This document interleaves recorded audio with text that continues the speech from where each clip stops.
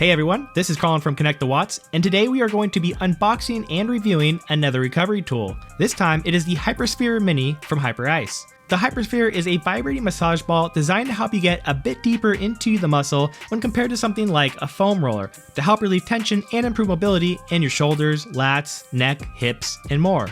Now for the past 12 or so years, I'd often grab my handy but non-vibrating lacrosse ball to do the trick, so I was understandably a bit skeptical when looking at the Hypersphere for the first time, but I was intrigued enough to at least give it a try. And I went with the mini version because I feel like with the smaller size, I would be able to get a lot more use out of it because I would be able to get a bit deeper into the smaller muscle groups, and for me, those tend to get the tightest. Now the Hypersphere Mini comes with a vibrating massage ball, a stand, and a USB charger, which allows it to run for about 2 hours before a new charge is needed. To turn it on, you simply hold the power button for 3 seconds, and then you can choose from 3 intensity settings. Personally, I found the highest setting to be really crazy high, like it would just move all over the room by itself, and so I would only use that setting on the largest muscle groups like my hips.